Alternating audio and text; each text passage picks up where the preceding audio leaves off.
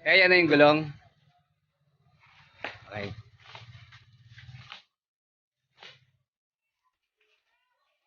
Ano, boss ka na?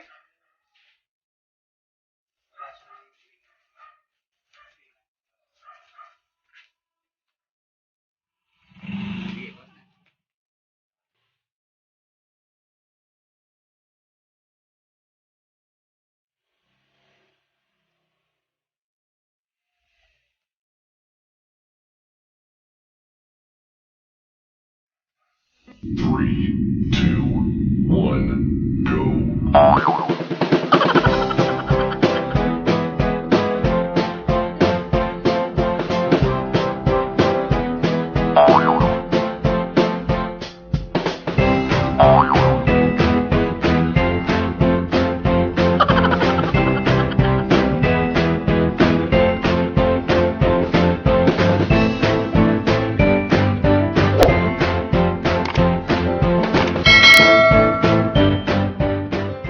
Morning mga ka-riders. Ito, bumili na po tayo ng gulong. Order tayo sa Shopee. Kailangan na natin magpalit at ano ho, gumigewang na yung takbo natin. Dumudulas na lalo sa rear tire, yung sa likod nga po. Okay pa naman po yung sa side. Pag halimbawa, puro banking ang takbo. Pero hindi naman tayo pwedeng tumakbo ng puro banking eh. Siyempre, ang takbo po natin ay diretso lang, balikan. Kaya nararamdaman ko nga po pag medyo aarangkada at medyo pepreno na ano tayo. Hindi naman na-slide na gewang-gewang. Bali, ito po yung gulong na in-order natin. Ano po kasi siya eh, may promo. Ito, bundle promo na. Eh, nakita nga po natin na napakamura po. 2,460. Pero siyempre po, iba pa rin yung mga top brand na Michelin, Pirelli, saka yung Senyos. Pero kagaya po na sabi ko, ito lang po ang budget natin eh.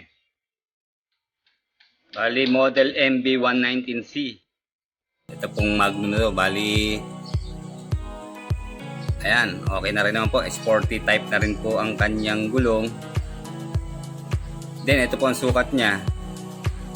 Ito po, pinagtanong po natin to kasi yung sa harap po ay 120 by 70 by 13. Hindi po ba yung ating stock 110 lang. Pero pasok naman daw po.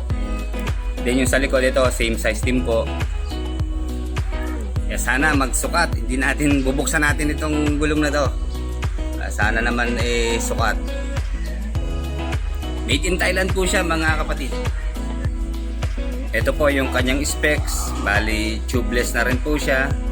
Kaya napakamura po nito sa halagang 2.5 yung dalawa. Kasi alam naman po natin ang presyuhan ng mga gulong ngayon, lalo na yung mga top brand, nasa 3,000 po o 3,500 ang isang gulong lang. Ito po, dalawa na, 2.5 lang. At total, ang takbo naman po natin ay hindi naman walwal. Pabalik-balik lang tayo ng Calamba, Santa Cruz na 100 kilometers a day nga po. Kaya tatagal naman po ito siguro sa akin. Okay, ito po yung gulong natin sa likuran. Dito po sa side, ayan, medyo makapal pa naman siya. Ito, ang problema natin, ito po itong gitna, ayan, pudpud na po talaga siya eh.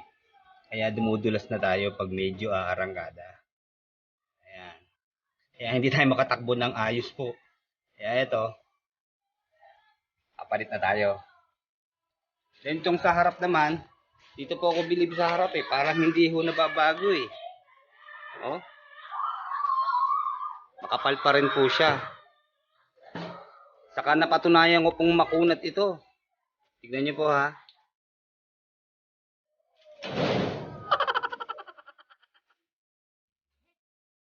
Makunat talaga. Kaya, buksan na natin to. Alam ko, may libreng tire sealant to eh. Kaya, maan to. Murang-mura na talaga.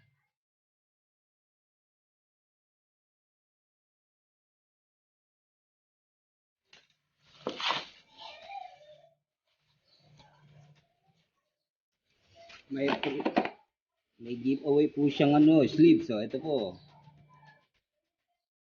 Okay. Para hindi tayo masunog yung ating mga braso. Okay, ito ho unang premier. Tingnan natin yung iba.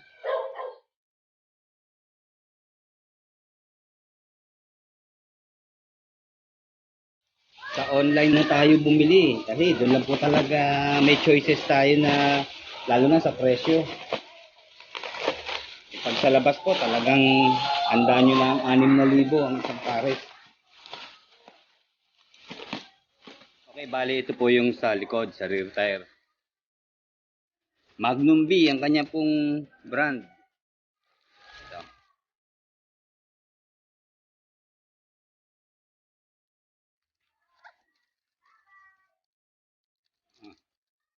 Medyo parang maliit siya, ano po. Pero siguro naman sukat ito. Hindi naman pwedeng huwag naman sanang hindi sumukat at yari tayo. Ito naman yung pangharap. Ayun. Ang size niya ay parang 110 din to eh. Pero hindi, 120 raw eh by 70 by 13. Okay. Sa Shopee ay t-shirt ang libre. Pero sleeves lang. Baka naubos na. Pero okay na rin to. Marami na naman tayong t-shirt. So ito po ang inaalala ko. Kasi ito medyo parehas lang naman ng size pero mukhang mas malapad po ito. Ito ho ang katulad ng dati kong issue sa RFI natin. Yung shock niya baka umabot yung gulong. Kasi medyo mataba po. Sana naman wag. Kasi ito medyo dikit na. Bagay ito may distansya pa naman po. Sana wag naman mag-abot. At ano, mahirap. Okay, tara. Papalit na natin.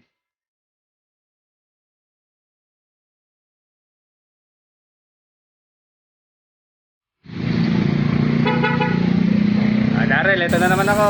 Kamay mo na.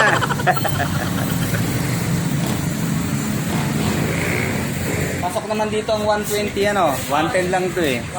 Okay. Pasok naman.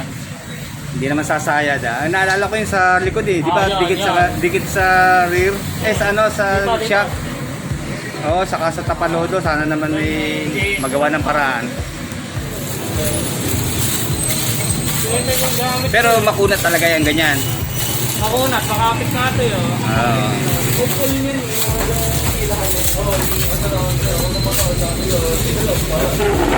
Kaso, talo sa ano to?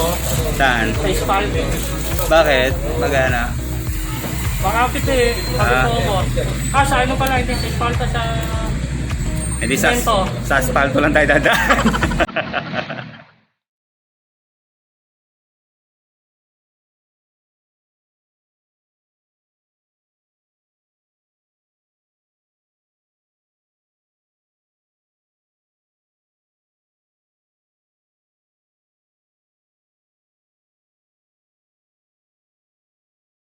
Huwag kalilimutan ng tire sealant. Napaka-importante po nito kasi ako, mula nung naglagay ako ng tire sealant dito sa ating stock, hindi po tayo naplatan kahit minsan.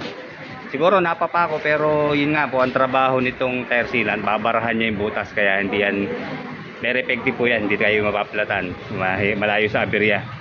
Kaya lagi po ano, basta pagpalit ng gulong, ito na po ang kakambal ng gulong, ayan, tire sealant. 150 po ang isa nito.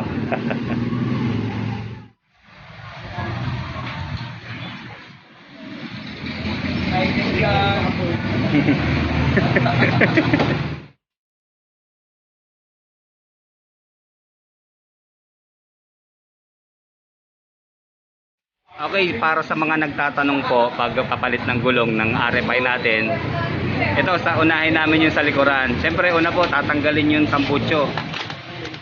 Pre, sa oxygen sensor yung tinanggal mo na. Ayun, tinanggal niya muna sa oxygen sensor. Then ito na. Eh, para hindi madali. Oo nga, tapos ito, susunod na yung tambucho.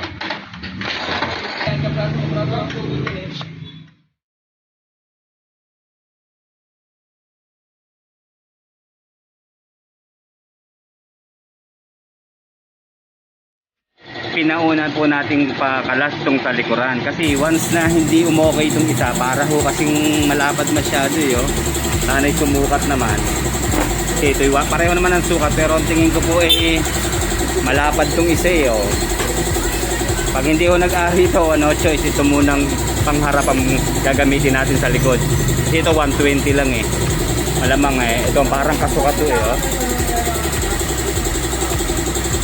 okay.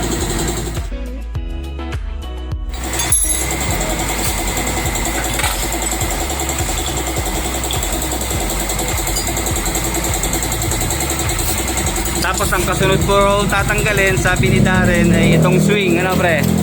Yan na. Anong scooter pre ang pinakamabilis palitan ng gulong?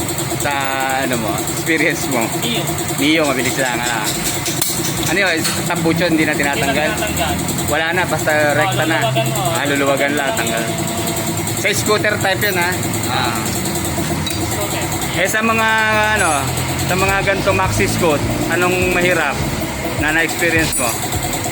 Papayo sa ano, NMAX. NMAX, mahirap din.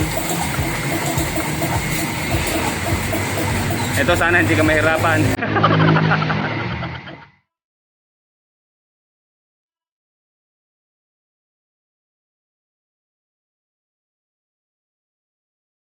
Okay, yung magkakabit po ng mudguard na universal, yan, dito po yan naka-tornilyo, yan. May lalim ng shock.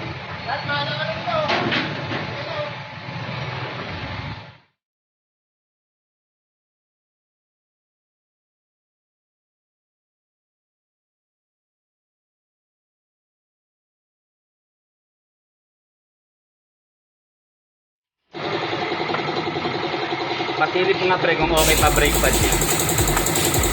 O susunod, yan naman ang order eh. Okay pa ang brake pad niya? Ay, sige. Maganda, makakatipid.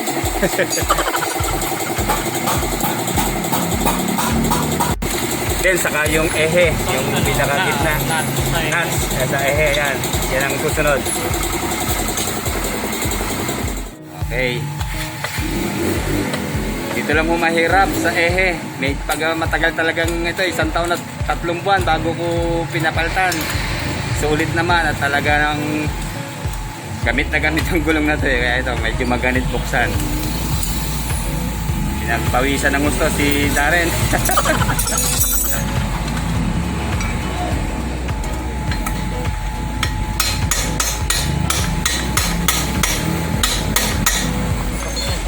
Talagang pinupukpok ano, pag hindi na Yan yung matanggal. isa sa mga paraan na pwede natin gawin pagka nahihirapan tayo tanggalin ito.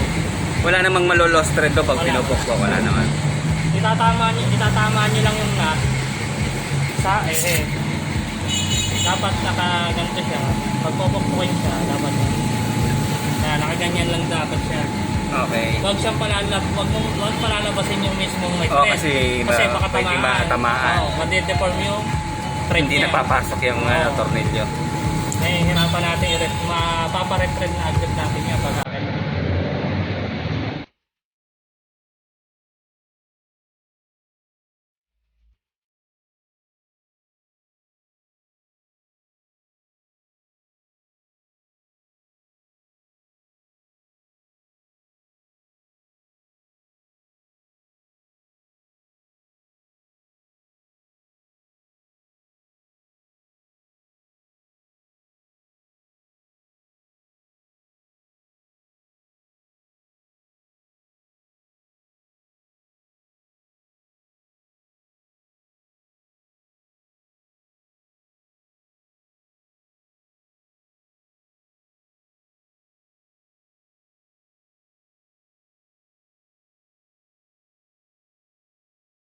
kaya may sealant siya. Ang hirap lang sa sealant, pagka tatanggalin yung pito, mahirap. Minsan kasi dumidikit. Okay. Okay mga ka-riders, ito itong brand ng stock na gulong natin ng RFI Timsan. Okay po ang naging performance dito sa akin. Sulit na po yung 100 at 1 taon at 3 buwan na pabalik-balik tayo sa Calamba, Santa Cruz. Pero the best talaga pag may time sealant. Walang flat talaga Walang eh. aberya pagka kahit sa kayo magpunta.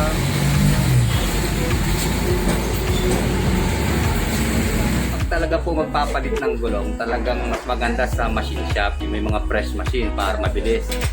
Palibasa ho ito sa pinuntahan ko ang dami kong customer na naka-line up. Natagalan tayo kaya buti dito sa Windbreaker meron po silang press machine kahit maliit lang ito sa loob ng kanilang shop.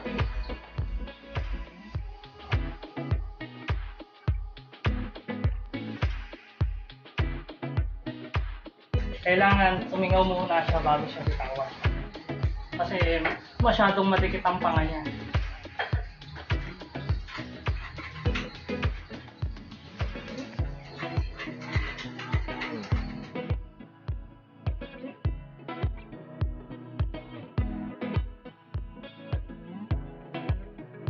Okay, tungkaban naman, tungkaban.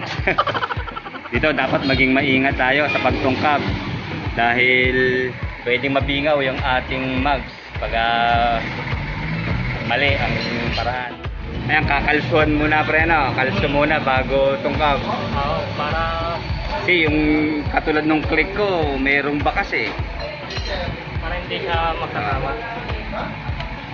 Saka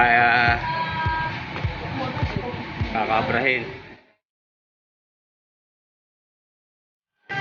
Ito po mga karepay, mano-mano lang ano, kasi mas maganda pa rin po talaga yung sa machine, mabilis. Pero ito pag in case na mano-mano ang gagawin ko, ito pakipanood na lang po.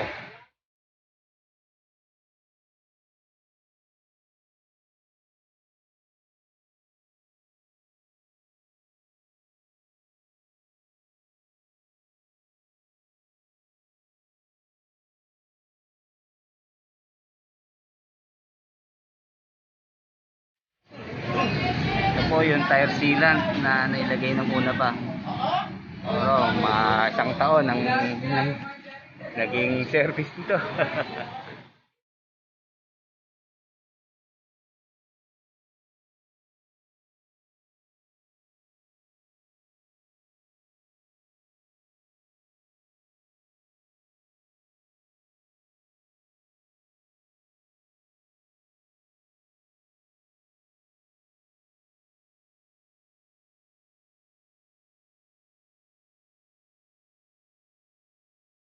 Rin, anong pagkakaiba ng tube type sa tubeless? Kasi boss, ang tube type kasi ay yun ay nilalagyan na interior. Okay. Hindi katulad nito na dito lang siya.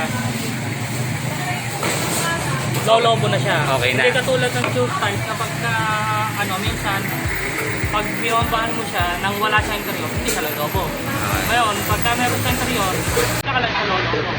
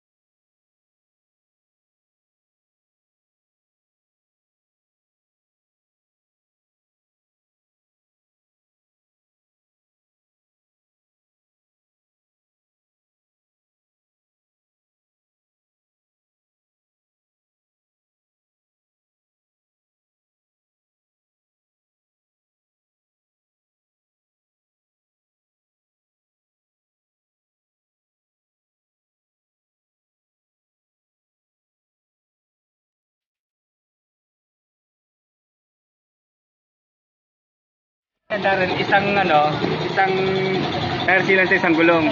Ilang ml ba yan, yung isang yan? 500, ayun. 500 ml, ano? Okay. Sakto na yun, ano? Sakto na sa isa. Sakto na. Pagkati ka konti lang ang nilagay dito, sir, matutuyo lang, masasayang lang. Wala rin effective sa gulong.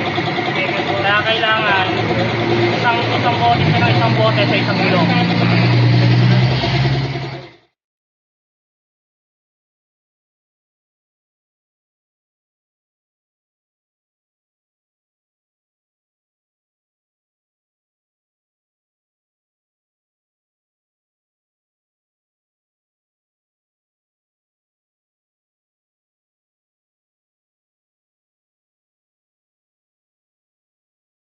Ikutin mo nga.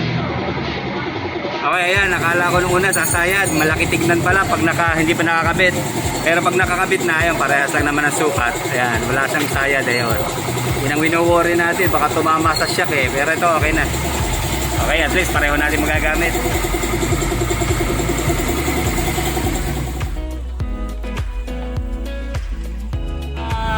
natin, yung kalawang ay hindi mag-steady sa lagyan natin ng kahit langis o kaya grasa Okay. para mabilis siyang ipasok at hindi siya pumahaya ng kalawang. Para hindi na magganit pagbubukas. Oo. Ngayon lang kasi yan nabuksan eh, kaya puro sa katagalan ano. Pwede din naman nilagay dito langis, pero kung ano naman, pwede rin grasa. Parehas naman sila madulas eh. Ang kailangan lang, hindi lang siya pumahaya ng Kalawang. kalawang. Mabilis na siya ipasok. Okay. Ayan, tapos na po dito sa likod. Lalagay na lang yung tambocho, then punta na kami sa harapan. Ito, nilagyan na ng grasa ni Darren yung ehe sa unahan, para hindi maganit hugutin. Okay, dito. Para maganda yung play. Okay.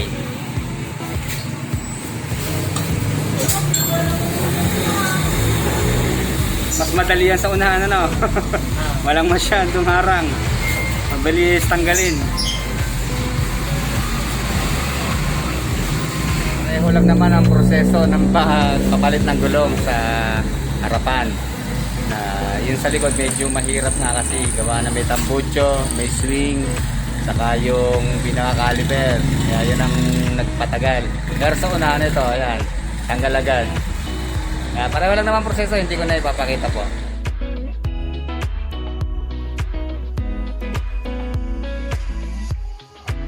Okay, pasensya na po, may mahaba yung video. At naabala ko na kayo ng mahabang oras. Pero ito, baka sakaling magka-idea kayo pag napanood nyo po yung mga para sa mga nagtatanong na yung paano magpalit ng gulong sa likod. Ito na po. Uli po, maraming salamat po at like, comment, and subscribe lang po sa ating channel. Salamat po.